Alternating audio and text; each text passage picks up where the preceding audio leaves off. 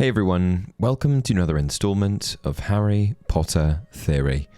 At the end of the First Wizarding War, there were a lot of guilty people being charged with some pretty heinous crimes.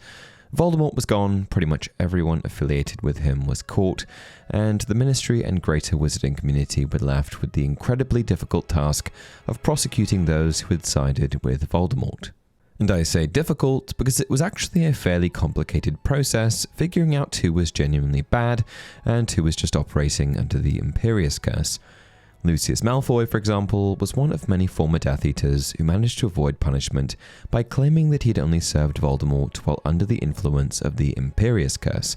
And whether the Ministry truly believed these people or not, the reality is that after a brutal Wizarding War, they were desperate for stability. They wanted quick convictions and, frankly, someone to blame. And among those who had sided with Voldemort, two cases in particular stood out to me. Because despite both men being accused of having direct ties to Voldemort and the Death Eaters, they were treated completely differently by the Wizarding world. The first was Sirius Black, a man believed to have betrayed James and Lily Potter, murdered Peter Pettigrew, and killed a dozen muggles in the process. Sirius was arrested almost immediately and sent straight to Azkaban without ever receiving a proper trial. The second was Severus Snape, an actual Death Eater, someone who genuinely served Voldemort and associated with other Death Eaters, and perhaps most significant to this video, someone who got off scot-free. So what exactly happened here? Sirius Black was a member of the Order of the Phoenix, James Potter's best friend, Harry Potter's godfather, and a man who, up until that point, had spent years fighting against Voldemort.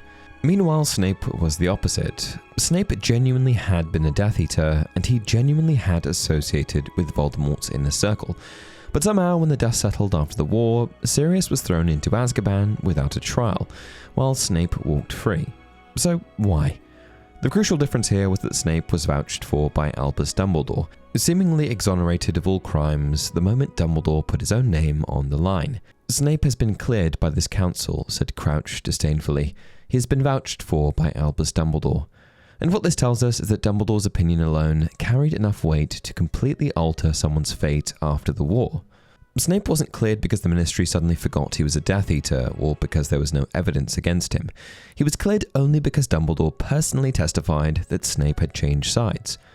Now the question is, if Dumbledore had this kind of power, why didn't he use it to help Sirius? Sirius was an active and important member of Dumbledore's own organization, the Order of the Phoenix, and Dumbledore had known him for many years, even teaching him during Sirius's time at Hogwarts.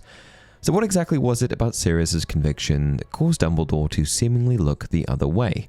Why was it apparently so easy for the entire Wizarding world, including Dumbledore, to immediately believe that Sirius Black had suddenly become one of Voldemort's most loyal followers?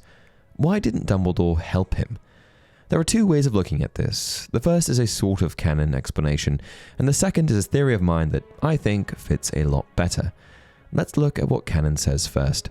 According to canon, Dumbledore genuinely believed that Sirius Black was guilty, and it's for that reason, and that reason alone, that he never tried to help Sirius. And if we consider Dumbledore's perspective at the time, I can sort of understand where he's coming from. After Voldemort began targeting the Potters, they went into hiding under the Fidelius Charm, an immensely powerful concealment spell where a secret is magically hidden inside the soul of one designated person known as the Secret Keeper. That secret, of course, was the Potters' location. And as far as Dumbledore knew, Sirius Black was the Secret Keeper. That was communicated to him directly. This is an incredibly important detail for Dumbledore to know, because if Sirius truly was the Secret Keeper, and there's only one way that Voldemort could have found James and Lily, through Sirius, then the only explanation is that Sirius betrayed them. Now, in reality, that's not what happened at all. At the last second, Sirius secretly convinced James and Lily to switch Secret Keeper duties over to Peter Pettigrew instead. Sirius believed Voldemort would automatically target him, never suspecting someone as weak and insignificant as Pettigrew. Lily and James only made you Secret Keeper because I suggested it.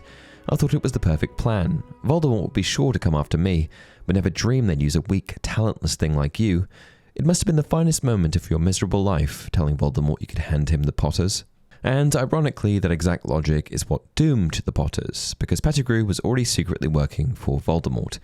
But almost nobody knew about the switch, including Dumbledore. So after the Potters died, and Pettigrew seemingly ended up dead shortly afterward, every single piece of evidence pointed directly towards Sirius.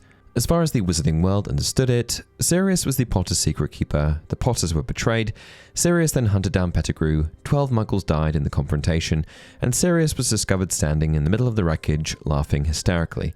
Honestly, it looked horrible. And when the time came, Dumbledore personally testified to the Ministry that Sirius had been the Potter's secret keeper, as he had no reason to believe otherwise. There was not a shred of proof to support Black's story, except your word, and the word of two 13-year-old wizards will not convince anybody. A street full of eyewitnesses swore they saw Sirius murder Pettigrew. I myself gave evidence to the Ministry that Sirius had been the Potter's secret keeper. This quote from Dumbledore came years later, and is massively important because it confirms that even after all that time, Dumbledore still believed Sirius had betrayed James and Lily. By the end of the war, Dumbledore already knew Snape had defected from Voldemort's side, and after Lily's death, Dumbledore knew Snape had fully committed himself to opposing Voldemort. And when Snape stood before the Ministry, Dumbledore wasn't just blindly defending him, he genuinely believed Snape had changed. But Sirius, Dumbledore had no equivalent evidence.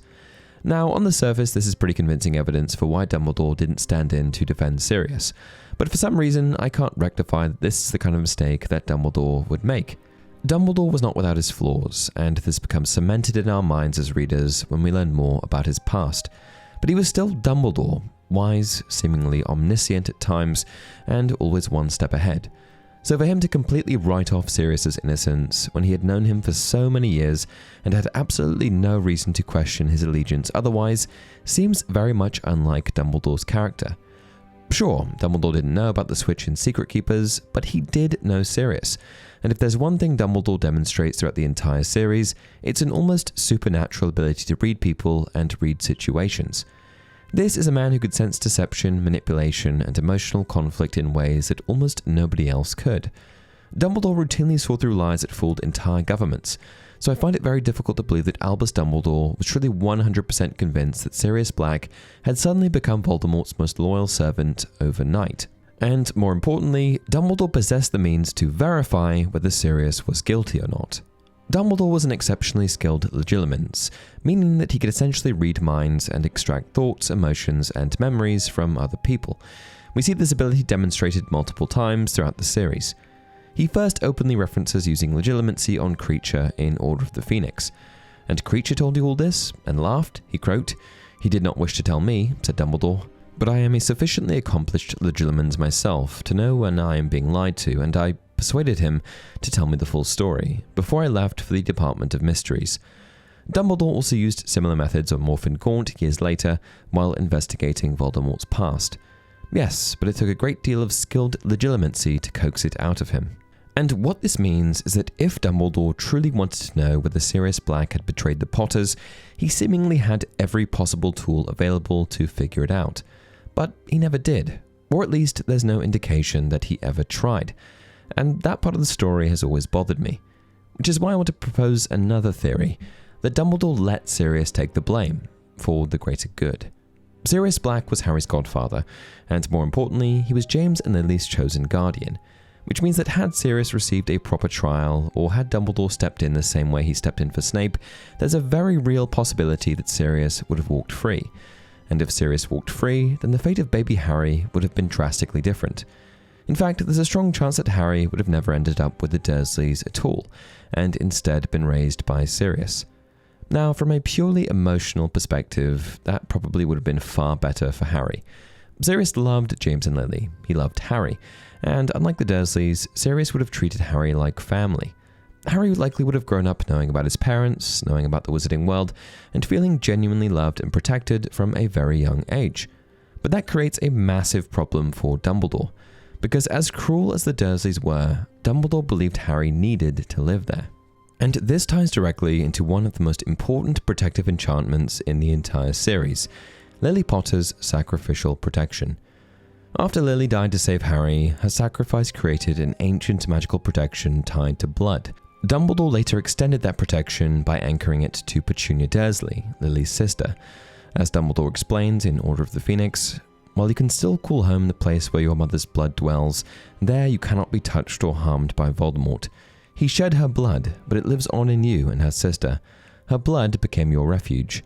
You need return there only once a year, but as long as you can still call it home, there he cannot hurt you. Your aunt knows this. I explained what I had done in the letter I left, with you, on her doorstep. She knows that allowing you house room may have well kept you alive for the past 15 years. That protection is the entire reason Harry was sent to Privet Drive in the first place.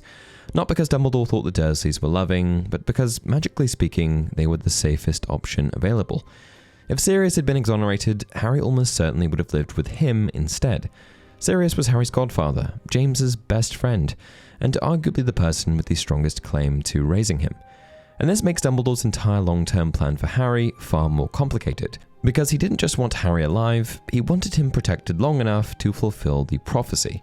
And this is actually one of the areas where Dumbledore's character becomes morally a bit uncomfortable.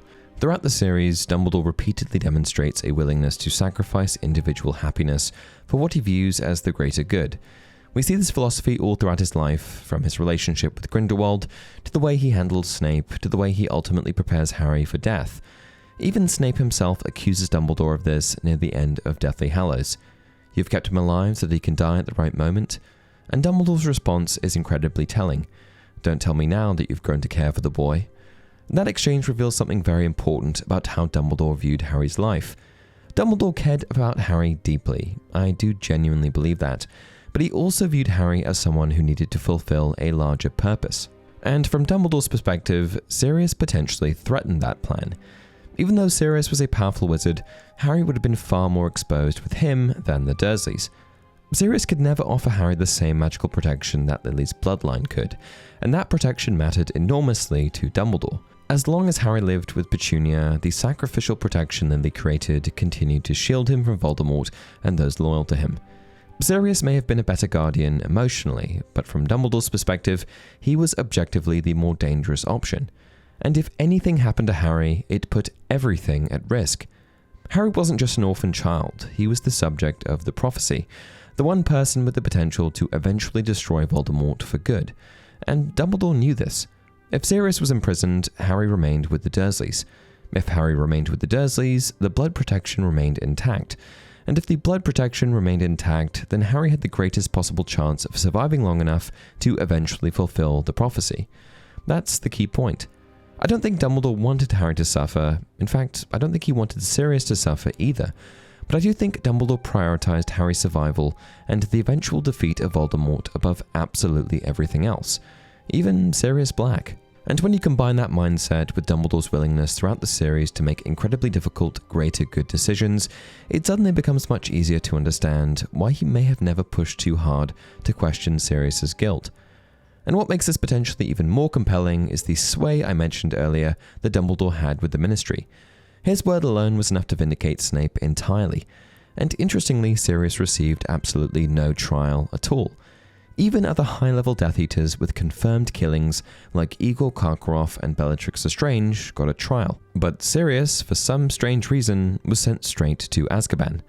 Therefore, I suspect that Dumbledore, pulling some strings at the Ministry, may have played a hand in that as well, because any chance, even a small one, that Sirius walked free could have meant that the prophecy would be put in jeopardy. Sirius disappearing into Azkaban accomplished exactly what Dumbledore needed it to accomplish.